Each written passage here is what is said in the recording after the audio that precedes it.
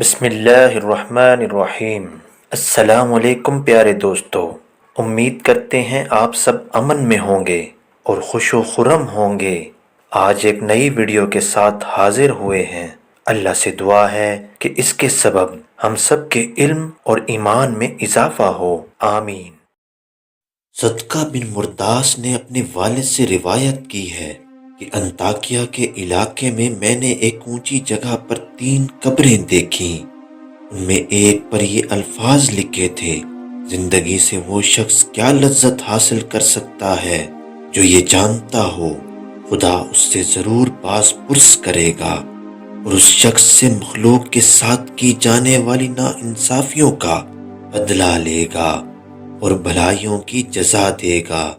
دوسری قبر پر یہ الفاظ لکھے تھے: کیا لذت پائے گا وہ جو یقین رکھتا ہو اس بات پر کہ موت اچانک آ ہی جائے گی، اس کی ساری بڑائی اور ملک چھین لے گی اور اسے اس گھر میں پہنچائے گی جس کا وہ مستحق ہے۔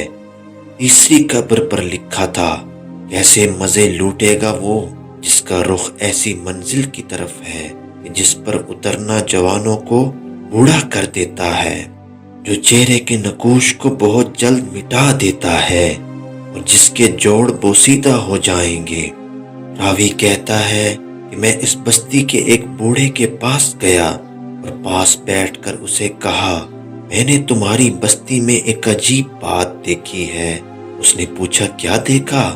میں نے قبروں والا سارا واقعہ بیان کیا۔ اس بوڑھے شخص نے کہا: ان کی زندگی کا قصہ اس سے بھی زیادہ عجیب ہے جو تم نے ان کی قبروں پر دیکھا۔ میں نے کہا: سناؤ تو۔ اس نے کہا: یہ 3 بھائی تھے، ان میں سے ایک بڑا عہدیدار تھا جو بادشاہ کے ساتھ رہتا تھا اور شہروں اور لشکروں کے انتظام پر مامور تھا۔ دوسرا ایک مالدار تاجر تھا، وہ بھی بادشاہ کے خاص لوگوں میں سے تھا۔ تیسرا بھائی غریب مگر اللہ کا عبادت گزار برگزیدہ بندہ تھا۔ اس عبادت گزار کی موت کا وقت جب قریب آیا تو اس کے بھائی اس کے پاس جمع ہو گئے۔ دونوں نے اس عبادت گزار بھائی سے کہا: کوئی وصیت کرو۔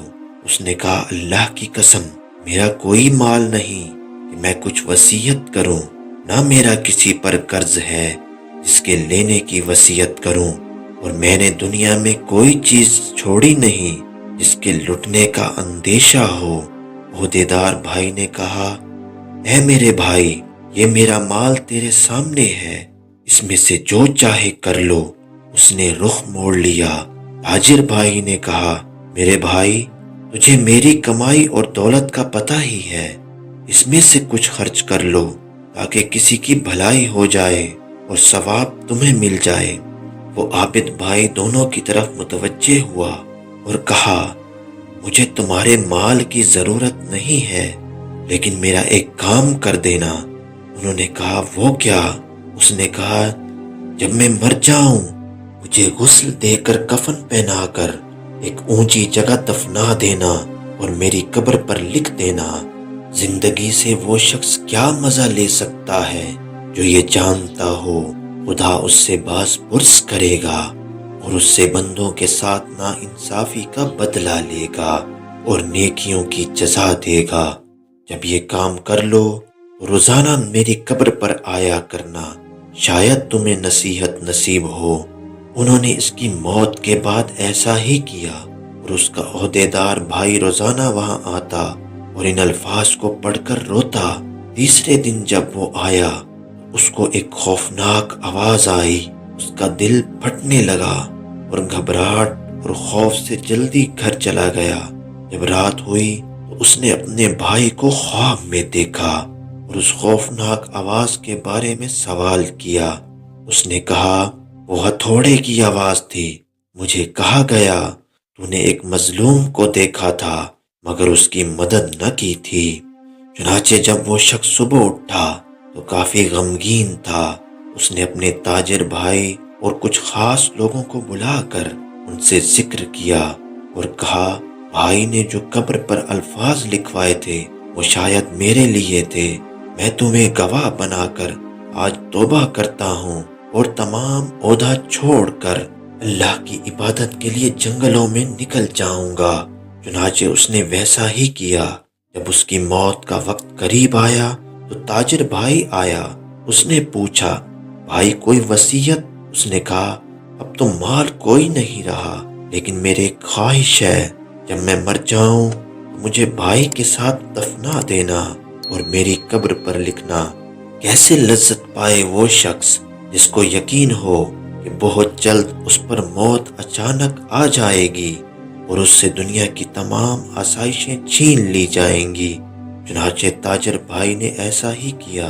تیسرے دن جب وہ بھائیوں کی قبر پر آیا تو اس نے بھی ایک خوفناک آواز سنی تو ڈر گیا اور گھبرائے ہوئے گھر پہنچا۔ رات کو اس نے بھائی کو اپنے خواب میں دیکھا تو پوچھا، بھائی تم کیسے ہو؟ دوسرا بھائی کیسا ہے؟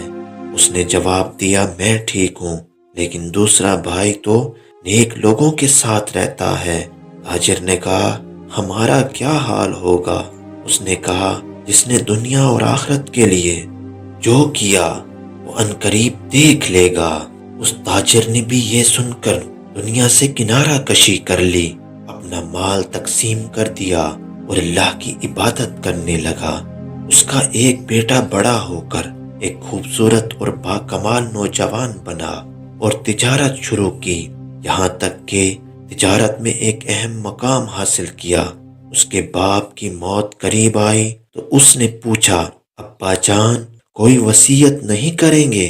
اس نے کہا، اے میرے بیٹے، تیرے باپ کا کوئی مال نہیں، لیکن ایک وعدہ کرو، جب میں مر جاؤں تو مجھے میرے بھائیوں کے ساتھ دفنانا اور میری قبر پر یہ الفاظ لکھنا، کیسے مزے لے سکے گا زندگی سے وہ جس کا رخ ایسی قبر کی طرف ہو جس کی گھاٹ نوجوانوں کو بوڑھا کر دیتی ہے اور چہرے کا رنگ اڑا دیتی ہے، جسم اور جوڑوں کو آلودہ کر دیتی ہے۔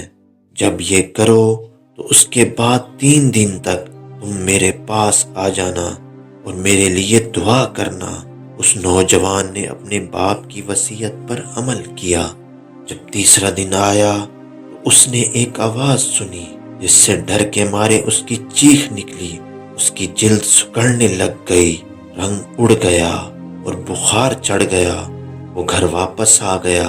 رات کو خواب میں اس کا باپ آیا اور کہنے لگا، میرے بیٹے، تم عنقریب ہمارے پاس آنے والے ہو، تمہاری موت قریب ہے، بس تم اپنے سفر کا بندوبست کر لو۔